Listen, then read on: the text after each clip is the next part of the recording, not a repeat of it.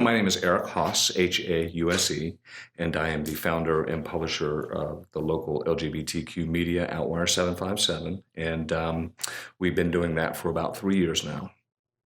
I was born and raised in a small eastern North Carolina town about 2 hours south of here. Fortunately, my parents were hippie musicians and they had come to this small university town to start the music program at a liberal arts university. So thank God for that part of it. And I have not lived more than 200 miles from this neck of the woods in my 56 years of life because I just love this part of the country. There are a lot of things to not love about it, but I like to focus on what I do love about it. And Norfolk's been my home for 20 years. It was a circuitous route that got me here, and it's one that the baby Jesus said, "This is your route. Go land in Norfolk and do what you're going to do there." So this is home. I'm amazed at the community here. As I said, I came here 20 years ago this year. Had been coming here since I was a kid because this was the big town to come to when I was a teenager, right? And in that 20 years, it's grown from something that was really underground when I got here. You know, the bars were where you went and nobody was out. I was barely out. I was out amongst my friends. But in that 20 years, something's happened, especially in Norfolk, where it's become this sort of progressive, arts-driven, creative community. Just this, and if you look at the map, whenever national voting happens, Norfolk is this little dot of blue surrounded by a sea of red. And it's just the oddest thing because if you go to Virginia Beach, it's a whole different vibe. You know, it's a whole different community over there. If you go to Portsmouth, it's a whole different thing. If you go to Richmond, it's a whole different thing. If you go to DC, that's a whole different thing completely. And so my husband spent 15 years in DC working in the Belt, and he was all plugged into that community. So when I brought him down here, it was a little bit of a culture shock. But now that we're getting more involved and we're being part of that movement to where people are out and feeling more comfortable with that, I think that's a voice that we both take pleasure and pride in giving this community so that if you are that 18-year-old kid that enlisted in the Navy and you come here and you land in Norfolk, you can pick up our magazine or find our website and go, all right, my community's here. And I've gotten that feedback several times in the past from people that have done just that. So mission accomplished, right? Well, growing up in Eastern North Carolina, my parents just had their own agenda growing up. They were partiers. There was a lot of alcohol and stuff going on in that family. So through no fault of their own, they just sort of left us kids to our own devices. I don't think and it turned out it wasn't a problem later on, but I would step out of that house and I'd go to high school and I was surrounded by the Southern Baptist mentality, farmers' kids, that very conservative thing, called all the names, you know, and was your typical arts kid, you know, and so I just sort of played into that label and was in the drama club and in the marching band and quill and scroll and all those creative endeavors that were sort of anti-sports, as we all do. And it just kept me really in the closet for the longest time until I went away to college, which of course, that's what happens to everybody. But you got to remember, this was 1982.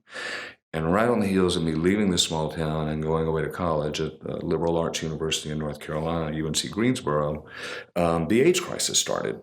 And at that point, I'd had a couple of experiences and knew that, even wrote in my journal in 1982, that was the first time I ever admitted to myself that I placed that label on myself that I was gay.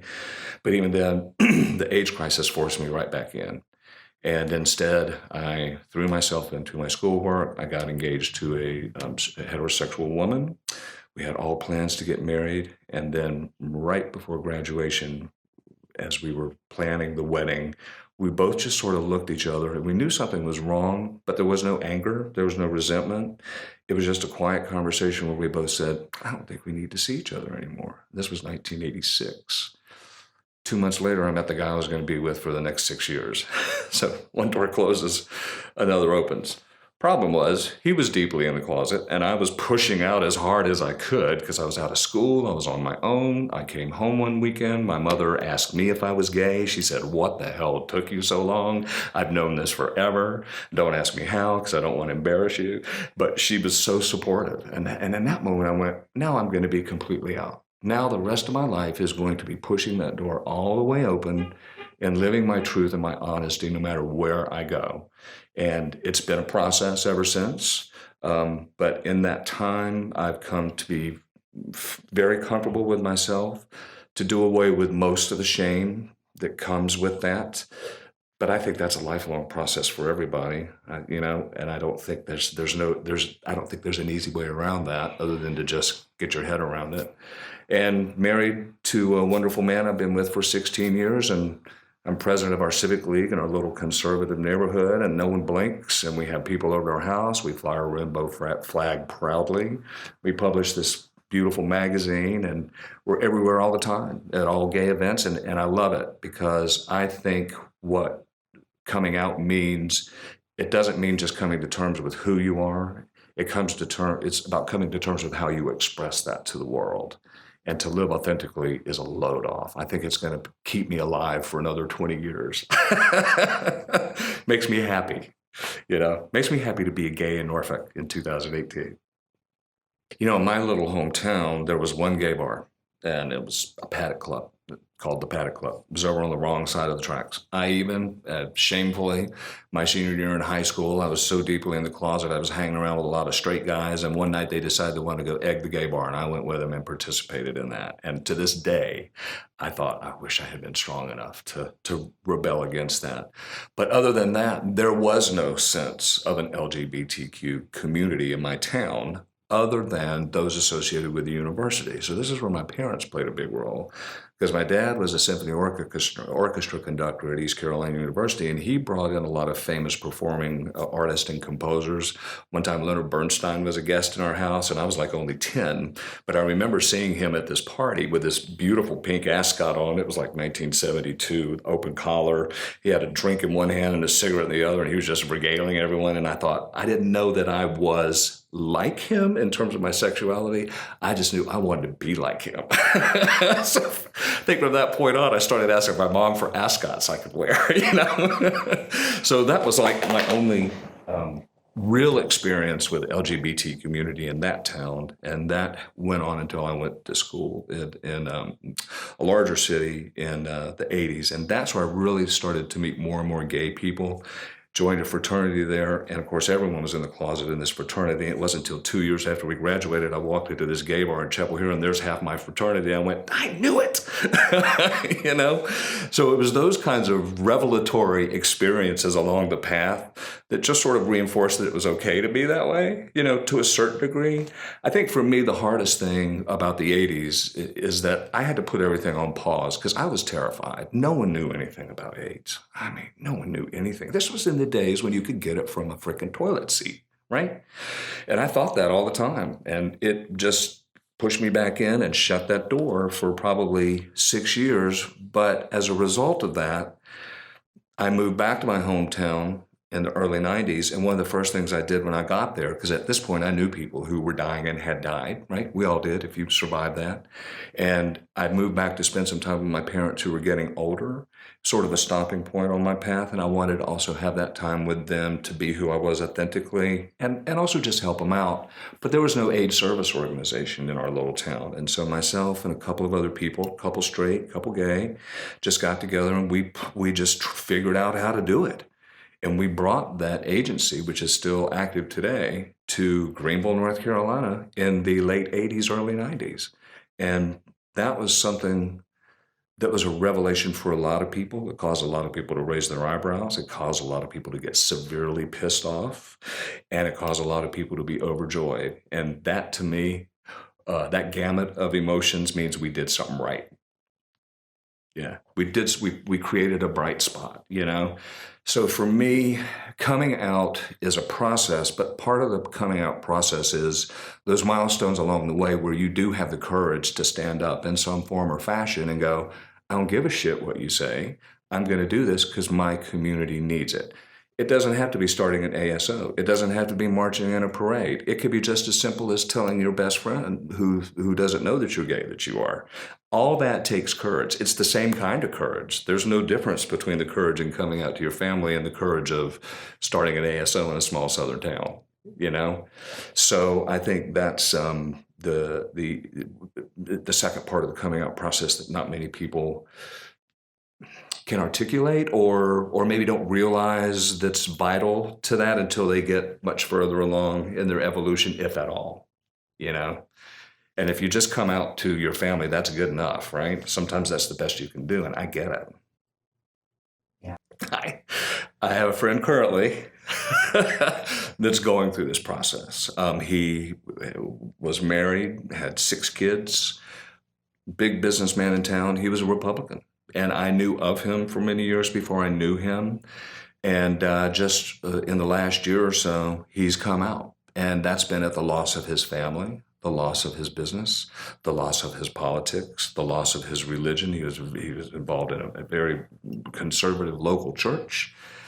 And he has gone a 360. And it's been very painful to watch him go through that. At the same time, he has such joy that he's living authentically and he's not going to die of another heart attack, which sort of precipitated him coming out in the first place, that it supersedes any of the pain that went along with that. So my advice to someone who is of my era that's still in the closet is it has to be a personal choice. No one can force you to do it. No one can shame you into doing it. But it feels so much better to just live authentically. And I'm here to tell you, there's no other way to live other than authentically. And I think that's why my spiritual belief is that's why we're put on this planet, is to show people how to meld the different aspects of our personality that sometimes we're too scared to acknowledge. And that if you can live out and open, regardless of whether you're bisexual, gay, however you identify, transgender, pansexual, all of that, it's all valid. And I know all those people now in this community, and they're so courageous and unapologetic. So I was talking to someone about what it was like growing up in the 70s. And we were sharing experiences, someone of my age group, and we were talking about, man, we were going out, this is later for me in the 80s, but going out to the clubs and dancing all night. And it was meant to be separate from the straight world. It was meant to be this culture that you were not welcome in because you've done such a good job in beating us down that now we're going to go have fun and we're going to do it without you. And it was so unapologetic. It was radical. I was in ACT UP for a while, a small chapter of that in North Carolina, believe it or not. We didn't do a whole lot of acting up because we were scared of going to prison in North Carolina, but that's another story. But that was an unapologetic movement, And so, there's that component to coming out, and those voices are needed. But once again, if all you can manage is just telling your best friend and one person that loves you and accepts you for that, that's the beginning of the process, and it will not end there. And you're going to have to be prepared to go with wherever that takes you. Yeah. It's a lifelong thing, right? I mean, it really is. And some people never come out, and those are the men and women and transsexual people especially that I feel most scared for, because they're in danger. They're in danger of alcohol and drug abuse. They're in danger of putting themselves in hazardous positions. And, in danger of hurting their health. That's what scares me the most, because I remember that fear from those days. That's why I went back in the closet. But once you're educated and aware, then you can deal with those things. And if you've got a support group, that makes it even easier. That's vital. Gosh, I've thought so much about this too. And I think the first thing I'd just like to express is that I'm just as terrified as everybody else with the current environment. I mean, the rights we've taken for granted and fought so hard for, and I fought hard for, can be gone in an instant. But I think that's important because that's the value of the LGBTQ community, because together we can raise our voices loud enough, and it can only be done if you're out and you're active and you're involved in your community in some form or fashion. And you don't necessarily have to be involved in the LGBTQ community. I think one of the things that my husband and I do is that we just live authentically no matter who we meet, and we don't apologize. And I always introduce him as my husband. He always introduces me as his husband, no matter where we are. And if someone blinks or rolls their eyes, I was over at TCC and I had someone accost me in the elevator when I mentioned my husband was working upstairs. And she preached to me the gospel as we were going between the 5th floor and the 1st floor. There was no escape other than to push the alarm button, And I just sat there and smiled. I was like, really? This is the best you can do? This is the best you can do? And everyone was mortified because I was speaking to TCC Unity, their GSA over there, and the younger kids were mortified. And I said, guys, if that's the best that person can offer, I've heard all that shit before. That doesn't bother me in the least because I know that she's wrong and I know that she's scared. And that's not my problem. That's her problem. And I think that's where you have to get to be. And I think being in the community and being a part of that larger voice helps you feel confident in that. Because when you have people around you that have been through the same thing and have similar or shared experiences with that process, it's like being in a support group. It's like being in an abuse survivors support group or an AA group. It's like everyone has that shared experience, and that's why it's important to be in the community. It's the first time it had happened in quite a while, so I was a little bit like, oh, really? This is still going on in 2018? We had last Halloween in our quiet little neighborhood, we were sitting at home and we heard bam, bam, bam on the front of our house. It was just like something hitting the house. And we went outside and someone had egged our house. And my first reaction, right, was, oh, they did that because we're gay. That was my first reaction. And I thought, wow, I surprised myself. I was like, I still have those reactions.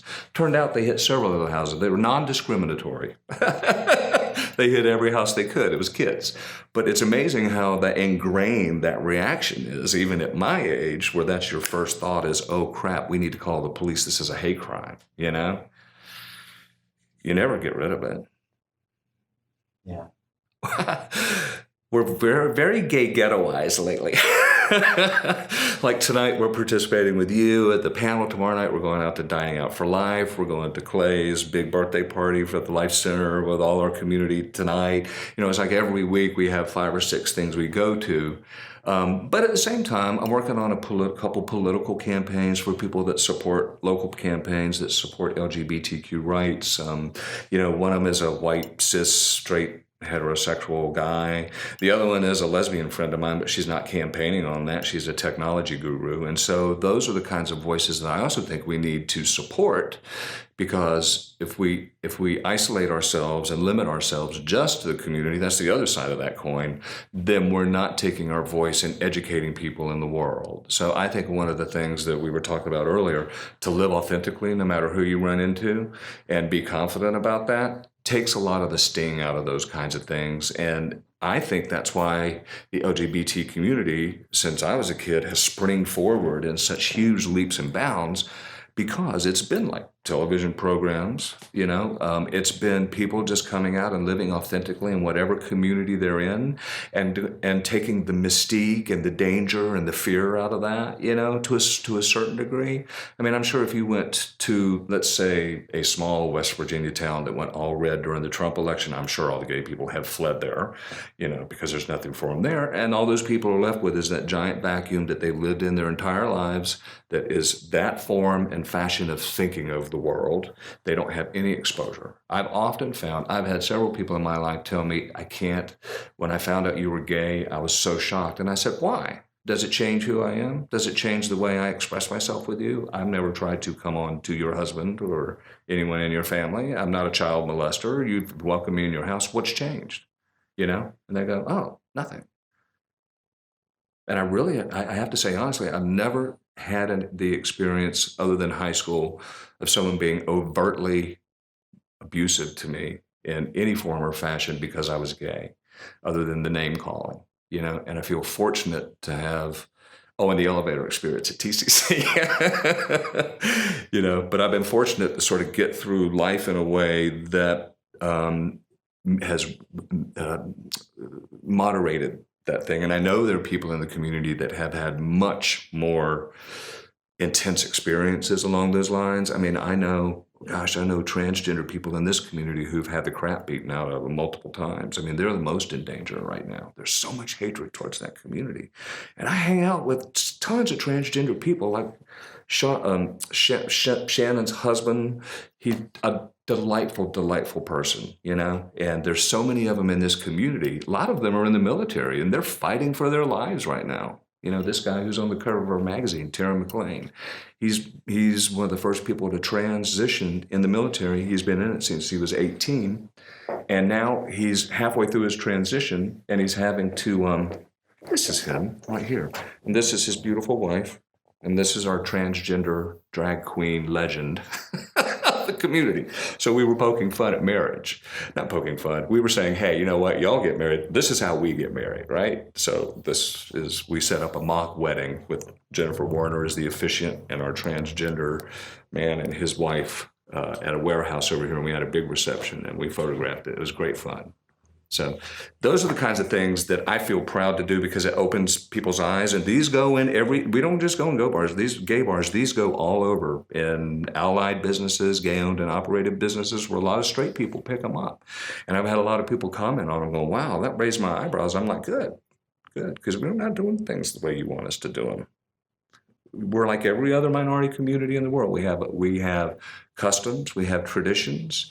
We're becoming very gentrified. Part of that disturbs me. I kind of miss, in some sort of bitter, licorice way, the rough and tumble 80s, but because that's what formed me. But I'm glad other people who are younger don't necessarily have to go through that.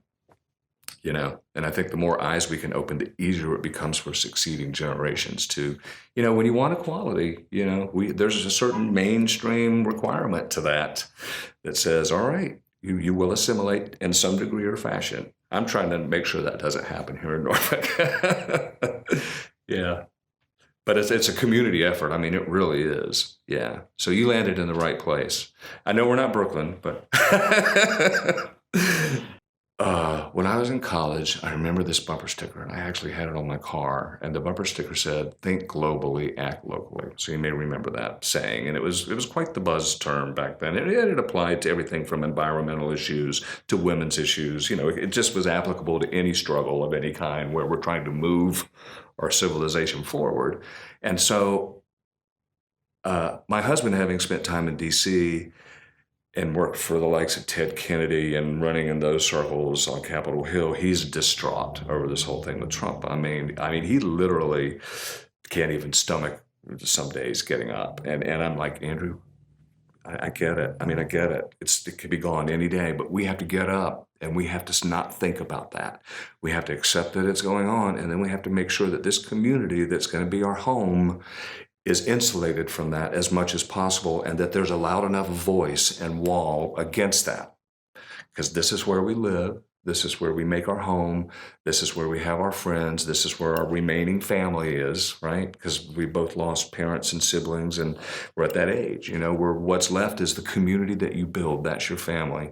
That's my hope, is that there's always a welcoming place in Hampton Roads, specifically in Norfolk, but I think this is bleeding over into other communities, and we're slowly reaching out as far up as Williamsburg and down to the Outer Banks where I used to live, and that's a closeted community down there. And my goal is just to make sure that everyone who comes here knows that there is a community if you want to get involved in it. A lot of that is events because, there's really no outlet anymore in terms of a safe space that's identified as such. I mean, there's a couple bars left, but they're on their way out. One of the oldest ones in town, they just got news last week that their property had been sold to the city. So after 35 years, they have to close, lesbian bar. And those girls are uptight, man. I mean, I'm scared of what's going to happen at this town when the lesbians get upset that their bar is going away. And rightfully so. There's no reason for that. And all the city's going to do is tear it down and put a parking lot there. And I find that disturbing. Instead, I would like the city at some point to be able to look at an iconic business like that and say, what can we do to help you? You're the last of the Mohicans. What can we do? And that didn't happen. So we have work to do. And a lot of that is on the political front. We've got to get involved in that. And I've always been involved in politics my entire life in one form or fashion. So is Andrew. But there are a lot of younger kids that I'm concerned about because they feel as if they could never have a loud enough voice to affect change. And they are also very disillusioned about politics because it's led us to where we are today, especially American politics. So we're trying really hard to activate that group and support them when they do it on their own. I think that's key. That's going to be key to all of us in the future. And it's not just going to be the LGBTQ community. It's going to be the African American, the Latino, the women. All those minority communities have got to pull together with one sort of voice to say, your time is over, Red America. You're the last of a dying breed. You're the dinosaurs, not us. This is the future. And we're going to make sure that this doesn't happen again in our political system so our people have a safe democracy. I think that's the scariest thing, isn't it? It's just like there's no rhyme or reason. This guy's a thief. He's robbing all of us of everything as quickly as he can for a few pennies. That's sick. I just enjoy being a voice for all the communities that I represent, and I think one thing that my mother always would say to me, and I come from a family of performers, right, as if you couldn't tell, and my mother always used to say, you know what, you're much better as a public face than a private face because you have the ability to energize people to see maybe a different point of view. And I fought that for the longest time. You know, I really did. I mean, I was just going to be a writer. I was going to sit home and write all day. And I found that to be a nice exercise for me to get in my head. But I really always just wanted to take it out too and share that with people, you know, for not because I want to be recognized for that, but because I see a void where that's why we started this. There was a void. It was a natural thing to fill that void. To speak out and say, we want to be your advocate and be a voice for people that may not necessarily have a voice. You know, I think my parents were, like I said, real hippies, man, and they wrote in Jesse Jackson in every presidential election in the 80s, and they passed that on to us. I mean, they kept religion out of our household intentionally. They didn't care for organized religion one bit because they saw what it did to minimize people. They were very accepting pretty much of anything that me and my brothers want to do, short of something illegal or immoral or, you know, something along those lines. And I inherited that from them. And they always said, go make a difference. Whatever you do, go make a difference. And they were right. I mean, that's a life right there. It's not about the money. It's what you guys are doing. It's not about the money. It's not about the prestige or fame. It's about going out and saying, I made that difference. I helped people make that difference that needed some sort of cohesive element to that. That's what I love. It's a fun thing.